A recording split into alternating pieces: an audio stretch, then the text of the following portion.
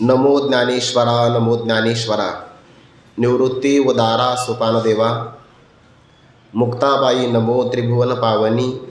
आद्यत्रय जननी देवांची जयांची केली आस्मरण। होय सकळ विद्यांचे अधिकरण। तेची वंदू श्रीचरण श्री गुरूंचे ते नमस्कारुनी आता। हरिः ओम श्री परमात्मने नमः। अथ प्रथमोऽध्यायः। श्री गणेशाय नमः। श्री सरस्वत्यै नमः। श्री गुरुभ्यो नमः। ओम नमोजी आद्या वेद प्रतिपाद्या। जय जय स्वसंवेद्या आत्मरूपा। देवा तुची गणेशू सकलार्थमती प्रकाशू। मने निवृत्ती दासू अवधारी जोजी। कैवल्य साम्राज्य चक्रवर्ती विश्वमौली ज्ञानोबाराय। शांतीब्रह्म संत श्री एकनाथ महाराज। वैराग्य रागरसिक जगद्वंद्य जगद्गुरु श्री संत तुकोबाराय।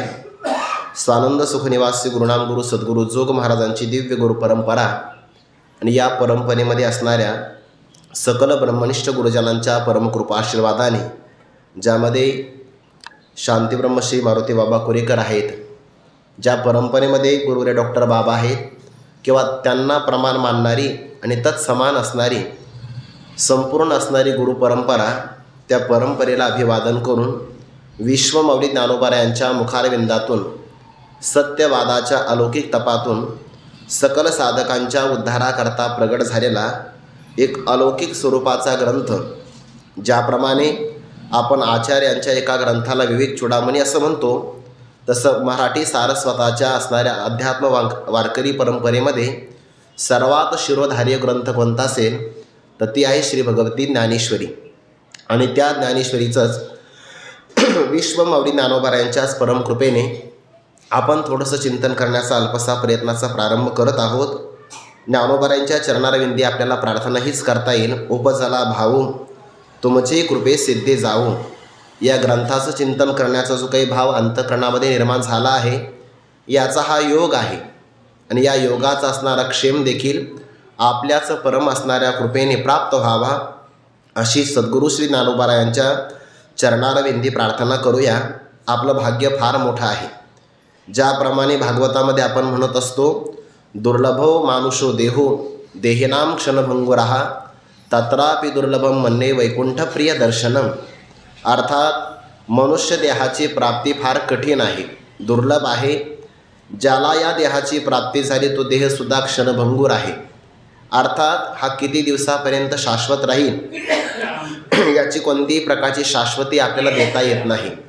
या क्षणभंगूर असणाऱ्या जीवनामध्ये सुद्धा परमात्म्यावर प्रेम करणाऱ्या महापुरुषांचा आपल्याला संग सहवास प्राप्त होणं हे त्याहीपेक्षा दुर्लभ आहे।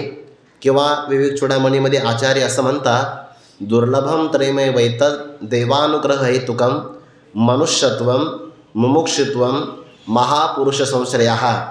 एकतर मनुष्य देह प्राप्त होणं कठीण आहे, त्या मनुष्य देहामध्ये मनुष्यत्व हेही फार कठीण आहे। मनुष्य देहामध्ये आल्यानंतर सुद्धा मला मोक्ष प्राप्त व्हावा अशा प्रकारची मुमुक्षुत्वाची वृत्ती ती कठीणच आहे। आणि मोक्ष संपादन करून देणारं ज्ञान ज्या गुरूंच्या मुखारविंदातून प्राप्त होतं, अशा महापुरुषांचा संश्रय किंवा सानिध्य प्राप्त होणं हेही त्याहीपेक्षा कठीण आहे। अर्थात या सर्व गोष्टी उत्तरोत्तर कठीण जरी असेल, पण या सर्वांचा योग जर आपल्या जीवनामध्ये प्राप्त होत असेल तर हे आपलं अनंत जन्माच्या पुण्याचा संचय किंवा संभारच आहे। आज आपण ज्ञानोबा यांच्या अखंड संजीवन समाधी वास्तव्यामध्ये अलंकापूर क्षेत्रामध्ये ज्ञानोबा यांच्या चरणकमलावर किंवा ज्ञानोबा यांच्या अंकावर विराजमान होऊनच आपण ग्रंथाचं जणू काही चिंतन करत आहे। जसा एखादा लहान बालक वात्सल्य भावाने संपन्न असावा आणि त्याने आईच्या मांडीवर विराजमान व्हावं, तसं आपले सगळे साधक ज्ञानोबा यांच्या चरणावर किंवा ज्ञानोबा यांच्या अंकावर विराजमान होऊनच या ग्रंथाच्या चिंतनाला आपण प्रारंभ करत आहोत। हे वर्षही फार महत्त्वाचं आहे। एकतर ज्ञानोबा यांच्या जयंतीचं हे 750वं वर्ष आहे आणि जगद्गुरू तुकोबारायांच्या वैकुंठ गमनाचं 375वं वर्ष आहे। अर्थात संपूर्ण वारकरी संप्रदायाचा पाया ज्या कालावधी निर्माण झाला ते 750 वर्ष जयंतीचं आहे. आणि वारकरी संप्रदायाच्या कलशास्थानी विराजमान झालेले जगद्गुरू तुकोबाराय सदैव वैकुंठ गमन करता त्या कालाला या वर्तमान कालामध्ये 375 वर्ष पूर्ण होत आहे. अशा या 2 असणाऱ्या प्रवाहामध्ये आपण जीवन जगतो, हे आपलं अनंत जन्माचं भाग्यच आहे. किंबहुना हे सगळं सानिध्य सहवास प्राप्त होणं आणि त्यामध्ये सुद्धा साधनेकरता भगवंताची विभूती असणारा हा मासा ना मार्गशीर्षोहम, मार्गशीर्ष नावाचा महिना ही साक्षात भगवंताची विभूतीच आहे. अशा या सगळ्या असणाऱ्या परमयोगामध्ये आपण ज्ञानोबऱ्यांच्या छायेतून सकल संत महापुरुषांच्या सद्गुरूंच्या चरणाची असणारी ऊर्जा घेऊनच या ग्रंथाला प्रारंभ करत आहोत. हे सगळ्यात मोठं आपलं भाग्य आहे. म्हणून गुरुवर्य डॉक्टर बाबा सांगत असतात, पारमार्थिक भाग्यवान असणाऱ्या पुरुषाचं कौतुक प्रापंचिक असणारे लोक करू शकत नाही, कारण त्यांना या भाग्याला पाहण्याची नजरच नाही. म्हणून आपल्या भाग्याचं वर्णन जर इतर कोण करत नसेल तर आपणच आपल्या भाग्याचं वर्णन करावं. किंबहुना बाबा तर पुढं असं म्हणत असतात, आपणच पंचारती लावावी आणि आपणच आपल्याला ओळखून घ्यावं, कोणाची आपल्याला नजर लागू नये. कारण नामदेवरायांचं एक प्रमाण आहे बघा, नामा म्हणे सर्व सुकृत लाहीचे, एक वेळा जायचे अहंकापुरा. सर्व असणारं सुकृत जर संचय केला तर एकदा आपल्याला आळंदीला येण्याचा योग प्राप्त होतो. आणि ज्या अर्थी आपल्याला आळंदीमध्ये राहण्याचं भाग्य मिळतं आहे, येथे आपण इतर साधना कोणती म्हणजे प्रापंचिक किंवा अलौकिक असणारे भोग प्रदान करून देणारी जी काही साधना सकाम स्वरूपाची असते ती न करता आपण ज्ञानोबऱ्यांच्या अक्षर वाङ्मयाची सेवा करतो आहे. यापेक्षा आणखीन कोणतं भाग्य असावं. आपल्याला या जीवनामध्ये असं वाटलं पाहिजे की मला ब्रह्मादिक पदापर्यंत अनुकूल असलेल्या भोगापैकी कोणताही भोग नाही मिळाला तरी चालेल, परंतु ज्ञानोबऱ्यांनी ज्या प्रयोजनाला उद्दिष्ट समोर ठेवून या अलौकिक ग्रंथाची रचना केली आहे त्या प्रयोजनाच्या दिशेने माझी वाटचाल तरी व्हावी. ते प्रयोजन मला हस्तगत व्हावं हे तर आपलं साध्य असावंच, पण जर आपले मंद प्रयत्न असतील तर कमीत कमी आपल्या धारणा तरी उच्च असाव्या की याशिवाय मला काहीच मिळू नाही. नाहीतर बऱ्याचदा साधकाचं स्वतः किंवा कधीकधी परतः व्युत्थान होत असतं. कधीकधी त्याला असं वाटतं की आपल्यासोबत राहणारे सगळे असणारे आपले मित्रवर्य हे चांगल्या प्रकारे थाटामध्ये राहतात, त्यांना व्यवहाराची सगळी अनुकूलता मिळते ना अजून तर आपली जागासुद्धा झाली नाही आळंदीमध्ये, असं वाटतं की नाही कधी कधी. म्हणून तेही भाव आपल्या मनामध्ये येऊ नये. प्रारब्धाने आलं तर सहज स्वीकार असावा बरं, पण त्याकरता जीवनाचे अनमोल क्षण द्यावे आणि मग ते संपादन करावं. असे गुरुवर्य डॉक्टर बाबा एक वाक्य सांगत असतात, साधकाने परमार्थ भोगत्या अवस्थेमध्ये करावा. भोगत्या अवस्थेमध्ये म्हणजे मला आज अन्न मिळेल का न मिळेल याचा विचार नाही, वस्त्र परिधान करण्याकरता मिळेल का न मिळेल याचाही विचार नाही, धर्मशाळेवाले मला राहू देतील का न राहू देतील याचाही कोणताही विचार नाही. भले आपल्याला इंद्रायणीच्या घाटावर जरी राहण्याचा प्रसंग आला तरी काही अडचण नाही. स्वामी महाराजांचं उदाहरण डॉक्टर बाबा सांगत असतात की जेव्हा आनंद आश्रम स्वामी महाराज आपल्या भारताची फाळणी झाली आणि ते अत्यंत व्यथित झाले. त्यांनी विचार केला की आता आपल्याला जगायचंच नाही, कारण भारताला स्वातंत्र्य मिळावं म्हणून ते 2-3 वेळा तुरुंगामध्ये गेले होते. आणि मग भारत मातेवर एवढं त्यांचं प्रेम आणि ते भारताची फाळणी झाली त्यांना सहन नाही झाली. त्यांनी विचार केला आता जगायचं नाही, आत्महत्याच करायची. मग आत्महत्या करायची तर कुठं करायची, रेल्वेच्या पुलावर ते झोपले आणि आता काही क्षणामध्ये रेल्वेचं आगमन होणार, तो आवाज आला. पण बाबा सांगत असतात की त्यांच्या आई कीर्तनकार होत्या आणि म्हणून त्यांना ते कीर्तनातलं वाक्य आठवलं की जो आत्महत्या करतो तो कोबाऱ्याचं पण असं प्रमाण आहे, मरण मागे तो गाढवाचा बाळ, तो गाढवच आहे. ते वाक्य त्यांना आठवलं आणि त्यांनी विचार केला आता आपल्याला आत्महत्या करायची नाही. तिथून ते उठले आणि उठल्यानंतर नगरला आले. एक आश्रम होता एका महापुरुषांचा. मग त्या आश्रमात गेल्यानंतर त्यांनी सांगितलं की माझं मन फार व्यथित झालं आहे, मला जगावंसं वाटत नाही, मी काय करू. त्यांनी सांगितलं बरेच लोक असेच प्रश्न घेऊन येतात. समोर एक औदुंबराचा वृक्ष आहे, तिथं गुरुचरित्राची काही पारायण करा. म्हणजे तुम्हाला शांती समाधान मिळेल. मग किती करायचे? कमीत कमी 12 तरी पारायण करा. मग त्यांनी ते पारायणाला प्रारंभ केला आणि पारायण समाप्ती झाल्यानंतर विचारलं त्या महापुरुषांनी, आता कसं वाटतं? त्यांनी आता पहिल्यापेक्षा जास्त मन माझं व्यतीत झालं. इथे पारायण करून सुद्धा माझ्या मनाला काही शांती मिळत नाही.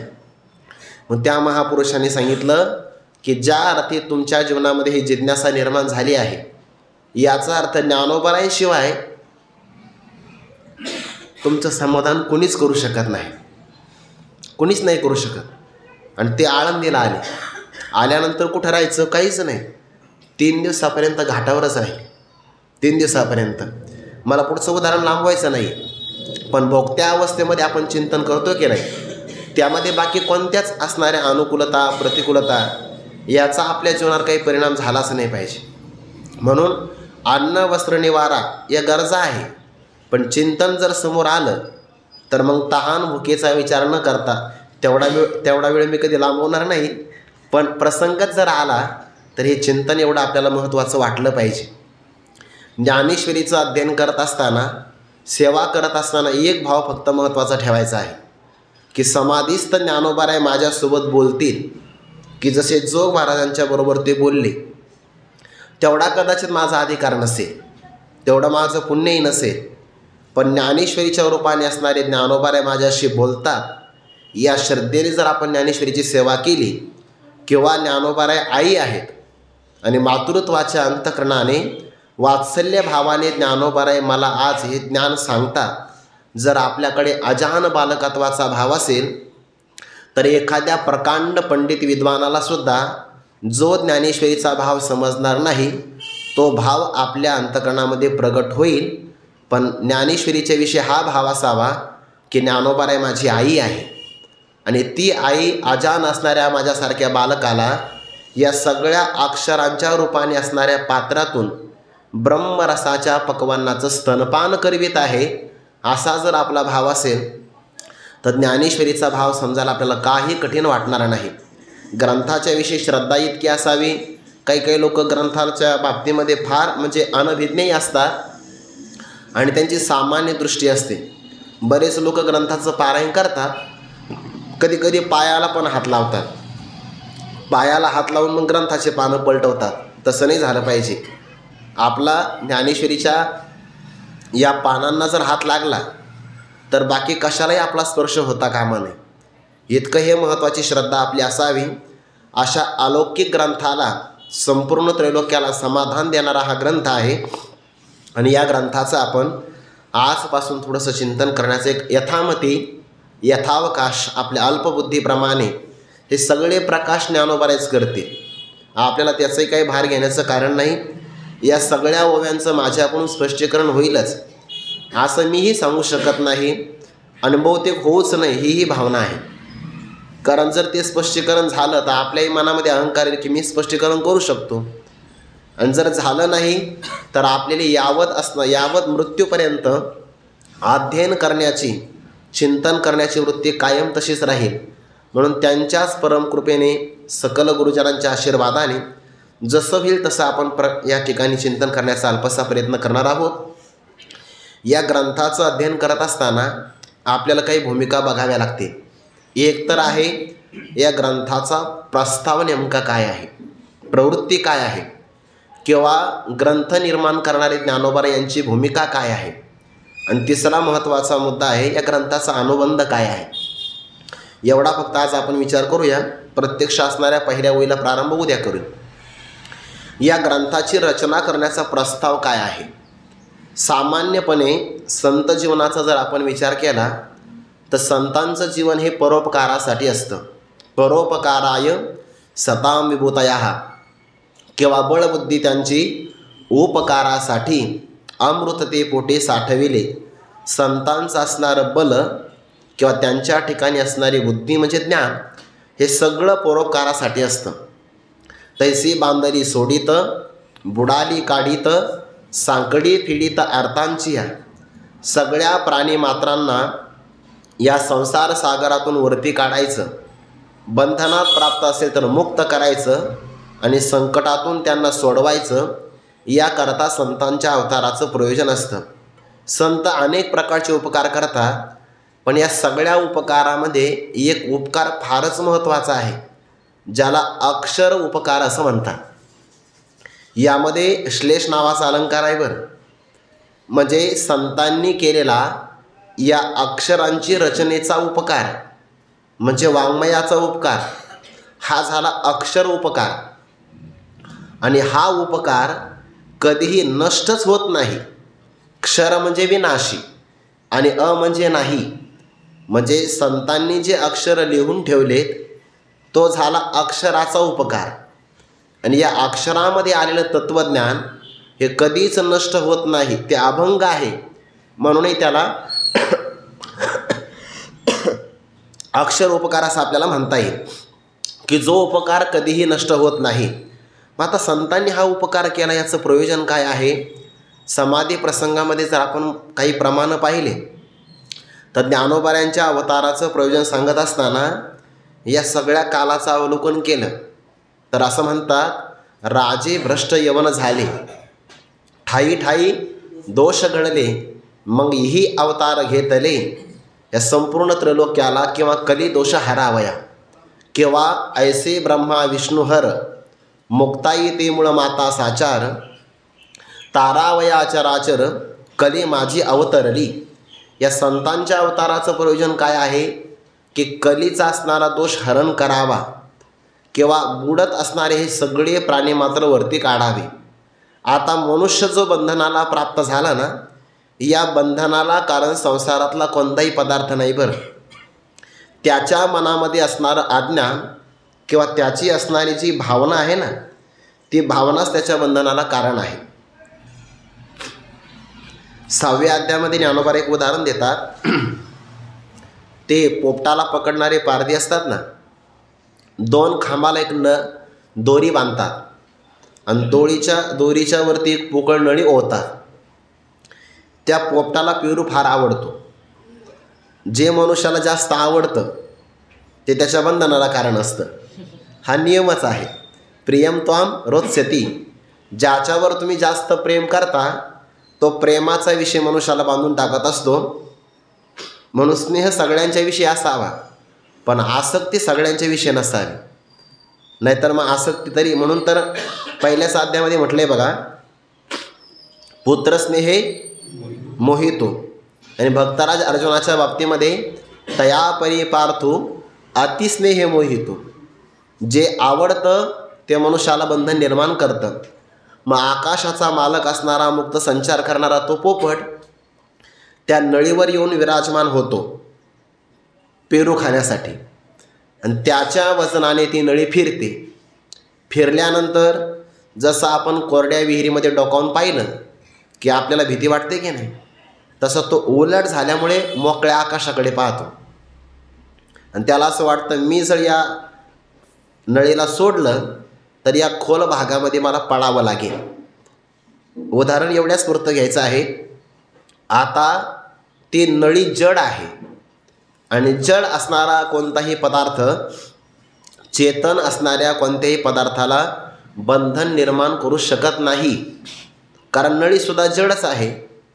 ज्ञानोबा म्हणतात, जैसी ती शुकाची अंग भारे, नळिका भोविनली येरी मोहरे, तेने उडावे परीन पुरे मन शंका, वायाची मान पिळी आटवे ही आवडी, टिटांतू नळी धरुणी ठाके. आणि मग मनात विचार करतो, म्हणे बांधला मी पुढा, ऐसिया भावनेची आपडे खोडा, की मोकळ्या पायांचा चवडा, गोवी अधिके ऐसा काजेविन आतुडाला, तो सांग पा काय आणके बांधला, मग न सोडीचं जरी नेला तोडवणे अर्धा. ज्ञानोबा एरवी एका ओवीमध्ये कधी कधी 3 दृष्टांत देतात. आणि 6व्या अध्यायामध्ये एका दृष्टांताकरता 4 ओव्या दिल्या आहेत. त्या पोपटा करतात वैकुंठवाशी प्रातस्मरणीय गुरुवारी श्री विठ्ठल महाराज गुले बाबा पाठामध्ये सांगायचे की बुवा 6व्या अध्यायामधला पोपट बद्ध आहे आणि 14व्या अध्यायामध्ये असणारा पोपट मुक्त आहे. बघा, नळिकेवरून उठला, जैसा शुक शाखे बैसला, तैसा मूळ अहंते ठाकेला, तो मी म्हणून. मला दृष्टांत करता नाही सांगायचा. दृष्टांत हा सिद्धांता करता असतो. ज्या पोपटाला बंधन प्राप्त झालं त्या बंधनाला तो जड पदार्थ कारण नाही आहे, त्याची भावना कारण आहे. म्हणे बांधला मी म्हणजे अहंता, आणि त्याला जे फळ आवडतं ना त्या फळावर त्याची ममता आहे. म्हणजे मनुष्याला बांधतात दोघे जण, एक आहे अहंता, दुसरी आहे ममता. अहंता आणि ममता हा कार्याध्यास आहे विचारसागराच्या भाषेमध्ये, आणि या कार्याध्यासाचं मूळ कारण आहे कारणाध्यास म्हणजे आत्मस्वरूपाचा अज्ञान. म्हणजे हे सगळे प्राणी मात्र जेव्हा संत पाहतात, मग काही देहाच्या बंधनात सापडले तर काही जण देहसंबंधी पदार्थाच्या बंधनामध्ये सापडले. हा जनक हे माता, हा मी गौरहीन पुरता, पुत्रवित्त कांता माझे हे ना, हे सगळं बंधनच आहे. मग आता या जीवाला या बंधनातून मुक्त करावं म्हणून संत महापुरुषांना दया येते बघा. जसा एखादा कीटक जर पाण्याच्या भोवऱ्यामध्ये सापडला तर तो खाली जातो, वर येतो, आणि वरती आल्यानंतर यातून मुक्त व्हाव म्हणून प्रयत्न करतो. पण काय करावं, त्याला स्वप्रयत्नाने त्या भोवऱ्यातून बाहेर पडता येत नाही. नद्याम कीटा इवा वर्तात आवर्तांतरमाशुते व्रजंतो जन्मनो जन्म लवंते नैव निर्वृत्तीम. मग कोणीतरी महात्मे येतात, सत्कर्म परिपाकात ते करुणानिधिनोद्धृताः प्राप्य तीरतरुच्छायाम विश्राम्यन्ति यथा सुखम. कोणीतरी महात्मे येतात, सत्कर्माचा परिपाक झाल्याशिवाय महात्मे जीवनात येतच नाही. चांगल्या प्रकारचं पुण्य असेल ना तरच चांगल्या लोकांचा जीवनामध्ये योग येतो बरं. नाहीतर बऱ्याचदा माणसं कधी कधी म्हणतात आमचे दिवस लय वाया गेले. त्याचं कारणच आहे की सत्कर्माचा परिपाक झालेला नव्हता. आणि जर परिपाक झाला तर योग्य महापुरुष भेटल्याशिवाय राहतच नाही. ऐसी कर्मे साम्य दशा होय तीर्थ विरेशा, मग श्री गुरु आपैसा भेटेचे का. हा मग शब्द काय सांगतो, अगोदर सत्कर्माचा परिपाक झाल्याशिवाय महापुरुषांची आपल्याला भेटच प्राप्त होत नाही. या सगळ्या असणाऱ्या जीवाला या संसार सागरातून काढावं, अहंता ममतेच्या बंधनातून मुक्त करावं, याकरता संतांचं अंतकरण तळमळ करतं बघा. म्हणून इतर जर आपण ग्रंथ पाहिले ना तर ते ग्रंथ विद्वानाचे आहेत, आणि संतांचे जर आपण वाङ्मय पाहिले तर यामध्ये विद्वत्ता आहेच आहे, पण त्याबरोबर मातृवात्सल्याचा भाव जास्त आहे. आणि ज्या ठिकाणी मातृवात्सल्याच्या ग्रंथामध्ये असताना त्या ग्रंथाचं इतर ग्रंथापेक्षा काही आगळं वेगळं वैशिष्ट्य तयार होतं. कोणतं, एकतर त्या ग्रंथाची भाषा सुलभ असते. आपण ज्ञानेश्वरीची जर भाषा पाहिली ना, म्हणजे 18व्या अध्यायाच्या फक्त 10व्या सोडून द्या कारण तिथं मग विद्वान पुरुषाला सुद्धा आपली विद्वत्ता खर्च करावीच लागेल. पण ज्ञानोबाऱ्यांची तळमळ भाषा बघा कशी आहे. ज्ञानोबारा म्हणतात या ग्रंथाचं जर तुम्ही अध्ययन करत असाल तर लहान मुलापासून वयोवृद्धापर्यंत सगळ्यांना ग्रंथ कळेल बघा. तेने आबाल सुबोधे ओवियेचिनी प्रबंधे ब्रह्मरस सुस्वादे अक्षरे गुंफिली. मला आता सध्याला इतर ग्रंथाचा विस्तार नाही करता येणार. मला फक्त एवढंच पाहायचं आहे की ज्ञानेश्वरीचं काय वैशिष्ट्य आहे. नाहीतर मग भगवान परमात्म्याने सुद्धा कैसा विश्वाची या कृपा करोनी महानंद सोपा अर्जुन व्याजे रूपा अनिला देवी. या सगळ्या विश्वावर कृपा व्हावी, अर्जुनाच्या निमित्ताने महानंद सोपा केला देवाने. तो अर्जुनाच्या कालामध्ये सोपा केल्यामुळे सुलभच आहे, पण आपल्या बाबतीमध्ये तैसे अर्जुनाचे निव्यादे व्याजे गीता प्रकाशुनी श्रीराजे संसारा एवढी थोर ओझे फिडिले जगाचे. पण देवाची भाषा होती संस्कृत. किंवा देवाने जी भाषा वापरली ती मोकळ्याच बोलाने वापरली, आणि भगवान व्यासांनी त्या असणाऱ्या सगळ्या शब्दावर ग्रंथाचा आकार तयार केला. म्हणून जसा देवाचा उपकार आहे तसा व्यासांचा पण उपकार आहे. पण व्यासांची आणि देवाची भाषा संस्कृत आहे, आणि संस्कृत भाषेचा जर आपण विचार केला ना तर जवळपास एकच धातू 10 लकारामध्ये चालतो. धातू म्हणजे एक क्रियापद, त्याचे पुन्हा एकवचन, द्विवचन, बहुवचन, प्रथम पुरुष, मध्यम पुरुष आणि तृतीय पुरुष झाले ना 9. वर्तमान काळामध्ये 9 प्रकार होतील एका क्रियापदाचे. 10 लकारामध्ये चालला तर 90 रुपये होतील. रुपये का रुपये रुपये कार्ड नाही हां, रुपये 90 रुपये तयार होतील एका धातूचे. जर तो उभयपदी धातू असेल आत्मने पदामध्ये आणि परस्मै पदामध्ये तर त्याचे पुन्हा 10 लकाराचे मिळून 180 सगळे रूप तयार होतील. आणि जर यदा कदाचित त्याला 22 उपसर्ग लागले तर 22 गुणिले पुन्हा 180, कधी कधी तर पुन्हा 2-2 उपसर्ग लागतात. म्हणजे एका धातूचे किती अर्थ तयार होतील? अगणित आहे. संस्कृत भाषेचा सागर आहे महाराज. म्हणून तर ज्ञानोबा म्हणतात तिरे संस्कृताची गहने. मला ते भाषेकरता हे नका ठेवू बरं, मला वैशिष्ट्य इथलं सांगायचं हे ध्यानात ठेवा. वाक्याचं तात्पर्य काय? शिकलं पाहिजे. जोपर्यंत वय आहे तोपर्यंत शिकावंच मनुष्याने. पण ज्ञानोबा म्हणतात संस्कृत भाषेचा तीरच जर एवढा कठीण असेल तर आतमध्ये काय मजा आहे जाण्यात. तिरे संस्कृताची गहने, पण तो असणारा तीर, तो घाट, तोडोनी, मराठी शब्द सोपाने रचिली श्रीनिधाने निवृत्ती देवी. निवृत्ती राजांनी मात्र संस्कृताचा असणारं कठीण तीर बाजूला करून मराठी शब्द सोपानाचा घाट रचला. आणि म्हणून भलतेन येत सद्भावे नहावे, प्रयाग माधवी स्वरूप पहावे, येतुलेनी संसाराशी द्यावे तिळोदक. भाव असा आहे, ज्ञानोबाऱ्यांच्या अंतकरणातली तळमळ आहे सगळ्यांचा उद्धार व्हावा. त्यामध्ये ज्ञानोबाऱ्या पुन्हा या ग्रंथामध्ये भाषा सुलभ वापरतात. अहो आबाल सुबोध व्हावं यात नवल काय आहे? ज्ञानोबाऱ्या म्हणतात या ज्ञानेश्वरीचं पारायण केलं एखाद्या पुरुषाने आणि जर त्याला भूत प्रेत पिशाच गती जरी प्राप्त होत असेल तरी त्याचाही उद्धार होईल. खेचराची आहे मना आणि सात्विकाचा पाना, श्रवणासवे सुमना समाधी जोडे. या 13व्या अध्यायामध्ये सगळी प्रयोजन आहे बरं, सगळी प्रयोजन आहेत. म्हणजे भूत प्रेत पिशाच गती असेल तर त्यालासुद्धा योग्य सद्गती प्राप्त होईल. चांगल्या मनाचा पुरुष जर असेल तर त्याला ऐकल्याबरोबर समाधी प्राप्त होईल. ज्ञानेश्वरीची भाषा इतके महत्त्वाची आहे. आता या ग्रंथाचं प्रयोजन काय आहे? या ग्रंथाचं प्रयोजन आहे तैसा वाग विलास विस्तारू, गीतार्थेशी विश्व भरू, आनंदाचे आवारू मांडू जगा. हे या ग्रंथाचं प्रयोजन आहे. किंवा दिसो परतत्व डोळा, पाहो सुखाचा सोहळा, रिगो महाबोध सुकाळा माझे विश्व. हे संपूर्ण विश्व याला परतत्वाचं दर्शन व्हावं या ग्रंथाचं प्रयोजन आहे. या ग्रंथाचा विषय काय आहे? ये मराठीच्या नगरी ब्रह्मविद्येचा सुकाळू करी, घेणे देणे सुखचिवरी हो दे या जगा. या ग्रंथाचा हा विषय आहे. मग या ग्रंथाचा अधिकारी तरी कोण आहे? अनुबंध बघायला वगैरे की नाही. या ग्रंथाचा अधिकारी आहे तैसे अध्यात्मशास्त्रीय अंतरंगची अधिकारी आहे, जो आपल्या जीवनामध्ये सगळ्या विषयापासून इंद्रियांना आवडतो किंवा ज्याने आपल्या मनाला सुद्धा एवढं ताब्यात करून ठेवलं आहे की ज्ञानोबा म्हणतात जो इंद्रियांते चोरूनी जेवी तयाशीची फावी.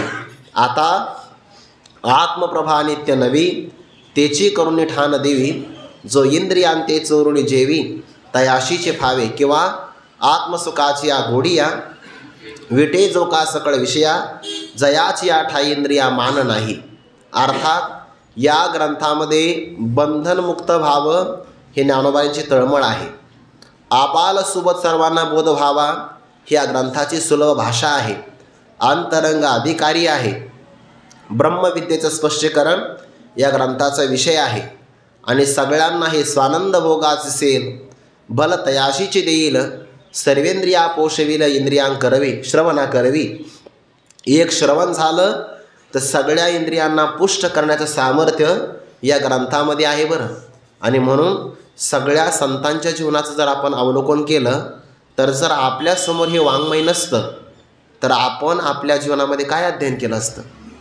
साधकाला आपल्या जीवनामध्ये जर त्याला आपल्या जीवनातला वेळ सत्कारणी लावायचा असेल तर असं म्हणतात की मनुष्याने रिकामं राहू नये. रिकामं मन हे सैतानाचं घर असतं.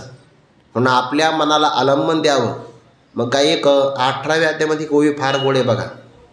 तो खेळत असताना कसा खेळतो, शमदमादिकी खेळे, न बोलण्याची चावळे, गुरुवाक्याचे मेळे नेणे वेळ, गुरुवाक्याचे मेळे नेणे वेळ. साधकाचं खेळणं कोणाबरोबर आहे? शमदमाच्या बरोबर. म्हणजे काय? जर त्याला खेळावंसं वाटलं तर तो आपल्या मनातल्या वासना आवरतो, हा त्याचा पहिला खेळ आहे. आणि शब्द स्पर्श रूप रसगंध या पंचविषयापासून 5 ज्ञानेंद्रियाला आवरतो, हे त्याचं शम आणि दम यामध्ये कायम प्रयत्न करणं हे त्याचा खेळ आहे. म्हणे मग गप्पा मारतो का? नाही, मारतो ना गप्पासुद्धा, पण न बोलण्याची सावळे, काहीच बोलायचं नाही हेच ते बोलतो. म्हणजे काय? मौन धरण राहतो. आणि मग त्याच्या जीवनातला वेळ जातो कसा? गुरुवाक्याचे मेळे नेणे वेळ. गुरुवाक्याचा आपण श्रवण केला आहे, त्या वाक्याच्या चिंतनामध्ये जीवनाचा किती कालावधी जातो याचा तो विचार करत नाही. आपण जर गुरुवाक्याचे मेळे एवढी जर ओवीतलं अर्धपद घेतलं तर ते अर्धपद आपल्याला ज्ञानेश्वरी करता उपयोगाचं आहे. कारण का? गुरु सेवे लागी जाण, शरण एका जनार्दन, त्रैलोक्याचे जीवन, ज्ञानोबा माझा. ज्ञानोबा सगळ्यांचे सद्गुरूच आहे. आणि ज्ञानोबाऱ्यांच्या मुखारविंदातून प्रगट झालेली प्रत्येक ओवी म्हणजे आपल्याकरता गुरुवाक्य आहे. म्हणून हे सगळं वाङ्मय तयार झालं तर साधकाच्या जीवनातला वेळ सत्कारणे लागतो. आपल्याला कळो किंवा न कळो, गुरुवर्य राऊत बाबा म्हणत असतात, आपण परमार्थ करावा, ग्रंथाची सेवा करावी, पण यंत्रवत करू नये. बरं, यंत्रवत करू नये, नाहीतर माझा एवढं उरकलंच पाहिजे असं म्हणून जेव्हा आपण घाईघाईनं पारायण करतो ना, एखादा व्यक्ती जर वेगाने निघाला ना, वेगाने प्रवासाला, तर कधी कधी चांगले असणारे प्रेक्षणीय स्थळंसुद्धा त्याच्या नजरेत येत नाही. मी मुद्दाम हे उदाहरण देतो आहे.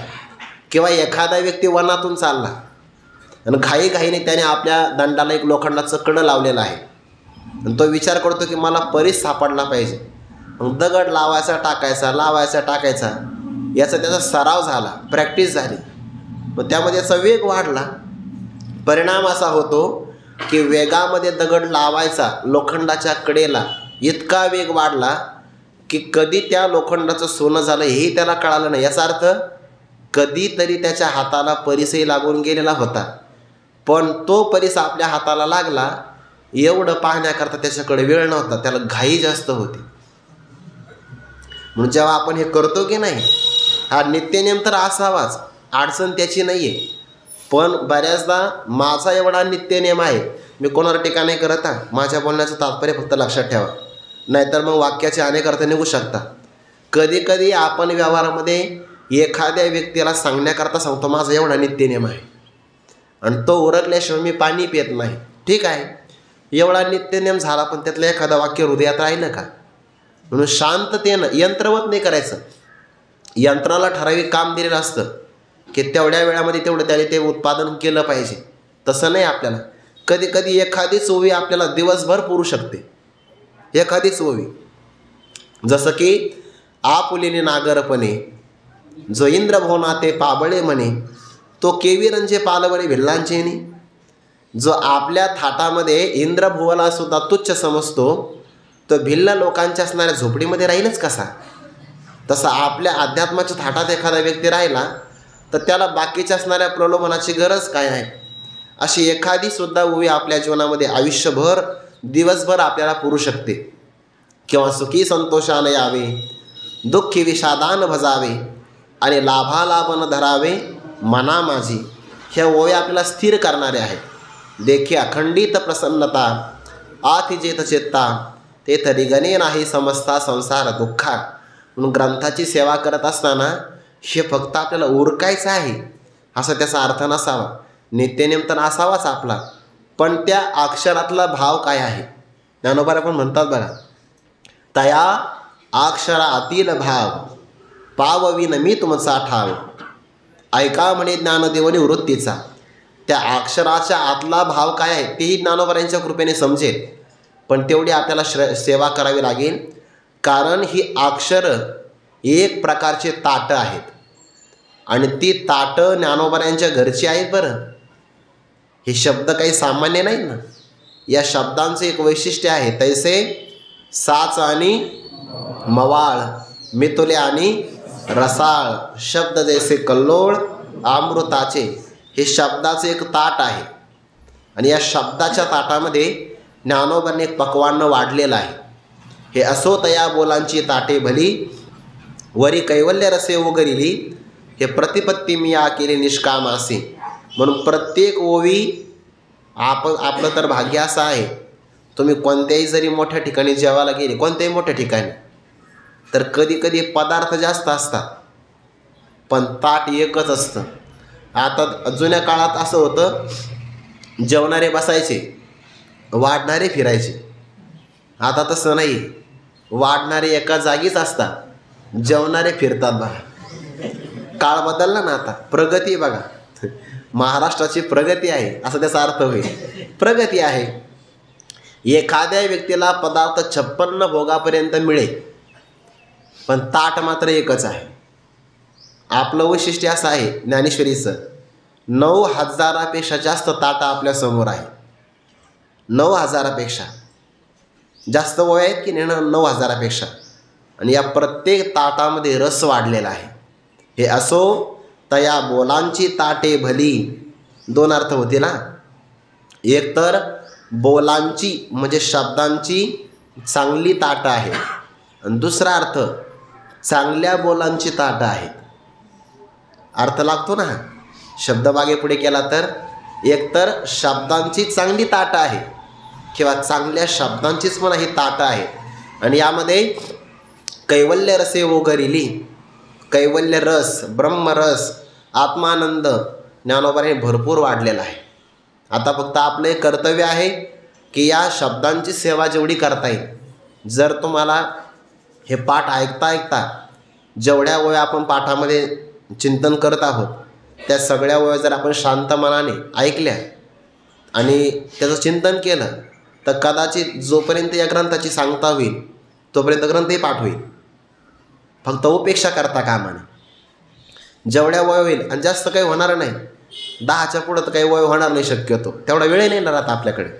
मग एका दिवसाला जर आपण 10 वेळा घरी जाऊन 11 वेळा 21 वेळा जरी वाचल्या तरी ग्रंथ समाप्ती होईपर्यंत, सांगता होईपर्यंत नक्की आपली 2-4 वर्षामध्ये ज्ञानेश्वरी पाठ होऊ शकते, काही श्रम न करता.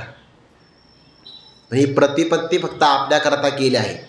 म्हणून आपल्याला ज्ञानोबा या प्रत्येक ओवीच्या ताटामधून कैवल्य रसाचं पक्वान्न वाढण्याकरता तयार आहे. आणि ज्ञानोबांना हे सुद्धा माहिती आहे की समोर येणारा व्यक्ती कोणत्या अधिकाराचा आहे.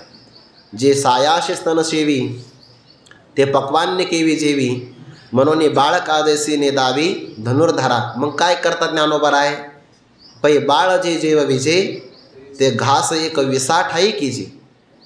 ज्याप्रमाणे बाळ काते ओरसे माये जे जेव बैसे, ते तया ठाकती तैसे घास करी, केव्हा या लागी योग्यता माऊली जेवी बाळकाची जाणे. हे ज्ञानोबा सगळं करतात. म्हणून हे ग्रंथ जर आपल्यासमोर तयार झाले नसते तर आपल्याला धर्म कळाला नसता, आपल्याला संस्कृती कळाली नसती, आपल्याला अध्यात्म कळालं नसतं. आणि सगळ्यात महत्त्वाचं आहे, साधकाच्या जीवनातला जो वेळ आहे ना, तो वेळ चिंतनामध्ये व्यतीत झालाच नसता. म्हणून आपला एक जीवनग्रंथ असावा की ज्या अक्षरामध्ये जर आपण बुडी मारली तर आपल्याला पुन्हा त्यातून दुसरं काही निमज्जन केल्यानंतर दुसरं काही आठवूच नाही. म्हणून जेव्हा एखाद्या व्यक्तीला आपल्या धर्माचं आणि संस्कृतीचा विसर पडतो ना, तेव्हा ती माणसं आपल्या धर्माला विसरतात आणि परकीय धर्मामध्ये प्रवेश करू शकतात. याकरता लोकांना धर्म कळाला पाहिजे, तत्त्वज्ञान कळालं पाहिजे, आणि तेही पुन्हा सुलभ भाषेत कळालं पाहिजे. या सगळ्यांचा असणारा मागोवा घेऊन ज्ञानोबांनी ज्ञानेश्वरीसारख्या अलौकिक ग्रंथाची निर्मिती केली. आणि तो ग्रंथ आपल्यासारख्या मराठी भाषिकांच्या वाट्याला आला, हे आपलं भाग्य आहे. आपण या ग्रंथाच्या संबंधाने अंतरंग असणारा हा अधिकारी साधक सांगितला, ब्रह्मविद्या प्रगट करणं विषय सांगितला, स्वानंद भोगाची प्राप्ती हे प्रयोजन आहे. संबंध आपल्याला आपले लावता येतील. आबाल सोबत ग्रंथ व्हावा ही ज्ञानोबांची तळमळ आहे, किंवा तिरे संस्कृताची गहने ही सुद्धा तळमळच आहे. साच आणि मवाळ, मितोली आणि रसाळ हे ज्ञानोबांच्या वाणीचं वैशिष्ट्य आहे. आता ज्ञानोबांचे एक अंतरंगातलं वैशिष्ट्य सांगतो. ज्ञानोबराय म्हणता, म्हणून रिकामे तोंड करू गेले बडबड, की घेतायसे गोड आतुडले. ज्या वाणीमध्ये कोणत्याही प्रकारचा दोष नाही, दोष असतं तर ते मुख भरलेलं असतं, पण कोणताच दोष नाही म्हणून ते तोंड रिकामं झाले आहे. आणि अशा रिकाम्या मोकळ्या शुद्ध वाणीतून ग्रंथ निर्माण झाला तो म्हणजे ज्ञानेश्वरी ग्रंथ आहे. आणि त्याचं अध्ययन करावं, पारायण करावं, अर्थचिंतन करावं, श्रवण करावं, अशा प्रकारचा योग प्राप्त झाला, ही सुद्धा आपल्यावर असणारी ज्ञानोबांची कृपाच आहे. श्री गुरु चंद्रशेखर महाराज देवलूरकर पाठामध्ये सांगत असतात, आपल्याला जर ज्ञानेश्वरी वाचायची इच्छा झाली तर समजून घ्यावं ज्ञानोबांची आपल्यावर कृपा आहे. अर्थचिंतन करावं असं वाटलं, श्रवण करावं असं वाटलं तर ही सगळी ज्ञानोबांची कृपा आहे. बरं, यामध्ये ज्ञानोबांचं स्वतःचं काही प्रयोजन नाही ना. इतर ग्रंथ काही लोक तयार करतात ना, इतर असणारे सगळे ग्रंथ तुम्ही बघून घ्या. काही ग्रंथ धनार्जनाकरता तयार केले जातात, काही ग्रंथ सन्मानाकरता तयार केले जातात, काही ग्रंथामध्ये प्रसिद्धी असते आणि काही ग्रंथामध्ये इतरांचा पराभव करायचा असतो. येथे ज्ञानोबा कोणाचा पराभवही करत नाही, पराभव करतात अविद्येचा. इथे ज्ञानोबाने विजय संपादन करायचा आहे, पण मोक्ष विजयश्री ही संपादन करायची आहे. किंवा इथे ज्ञानोबांना प्रसिद्धी नाही मिळवायची. जे ज्ञानोबा म्हणतात हे सगळं गुरुकृपेचं वैभव आहे. येतं माझी जीवरले पायिकपण, फक्त एवढाच माझा भाव आहे, पण कोणत्याही प्रकारची प्रसिद्धी नाही, धनार्जनसुद्धा करायचं नाही. उलट ज्ञानोबा म्हणतात या ग्रंथातून जी काही पुण्य संपत्ती तयार होईल ते सगळी संपत्ती तुम्हालाच वाट्याला येईल. काय होईल ती? पुढती पुढती पुढती या ग्रंथ पुण्य संपत्ती सर्व सुखी सर्व भूती संपूर्ण होईचे. म्हणून ज्ञानोबांचं प्रयोजनसुद्धा व्यावहारिक लोकाप्रमाणे प्रयोजन नाही आहे. असा हा ग्रंथ अलौकिक आहे, कारण त्या ग्रंथाचं महिमान मोठेपणा जोपर्यंत आपल्या मनामध्ये ठसत नाही तोपर्यंत आपल्याला श्रद्धापूर्वक सेवा पण त्याची करता येत नाही. आणि या सगळ्या ग्रंथाचं आणखीन फक्त एक वैशिष्ट्य सांगतो की जे इतर ठिकाणी बघायला मिळत नाही. भगवंताला जो काही अभिप्राय सांगायचा होता तो अभिप्राय फक्त ज्ञानोबाच काढू शकतात. हे ज्ञानोबांची एक अलौकिक वैशिष्ट्य संपन्नता आहे.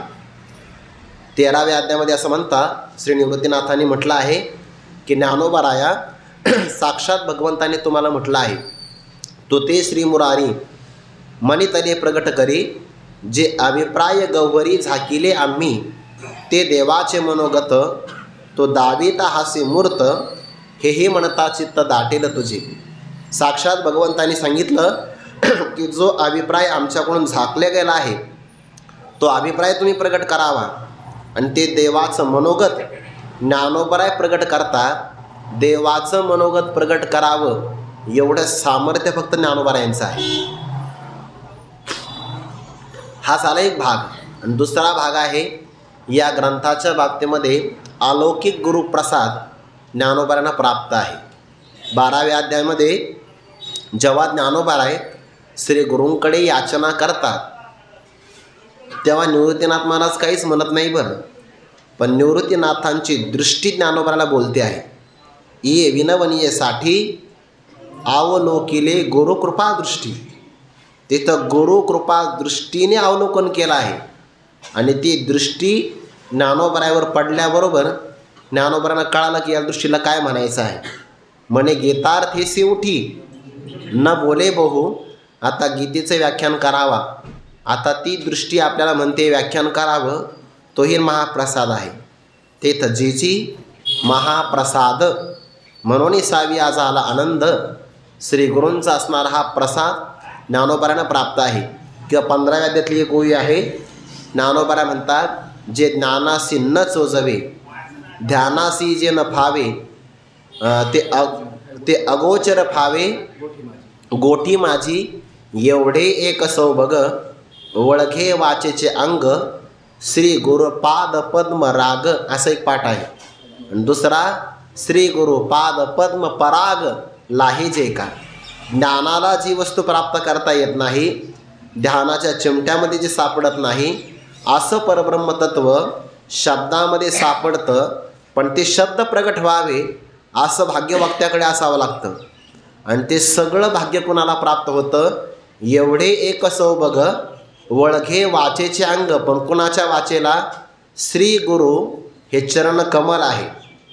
आणि त्या चरणकमलाचा परागकण ज्याला मिळाला त्यालाही भाग्य प्राप्त होतं, त्याच्या वाणीला हे भाग्य प्राप्त होतं. किंवा श्री गुरूंच्या चरणकमलावर ज्याचं प्रेम आहे त्याला हे भाग्य प्राप्त होतं. आणि या सगळ्या भाग्याने संपन्न आहेत ज्ञानोबा राय. तैसी सद्गुरु कृपा होये करिता काय आपण हे. म्हणून त्या पार माते आहे ज्ञानदेव म्हणे. तेने कारणे मी बोलेन. मी नाही बोलणार, कारण सांगितलं आहे. तेने कारणे मी बोलेन. बोली अरूपाचे रूप दावीन. अतिंद्रिय परिभोगवीन इंद्रियांक करवी. श्री गुरूंची कृपा काही सुद्धा करू शकते. आणि ती अपार कृपा माझ्यावर आहे. या कारणामुळे मी यातून बोलणार आहे. माझ्या शब्दातून अरूप असणाऱ्या परमात्म्याचं स्पष्टीकरण करणार आहे. हे सगळं गुरुकृपेचं वैभव आहे. पर्येत असे का धारू तेनेची बोले मी सदरू. जय सानुकूळ श्री गुरु ज्ञानदेव म्हणे. या सगळ्या असणाऱ्या जीवांचा उद्धार व्हावा.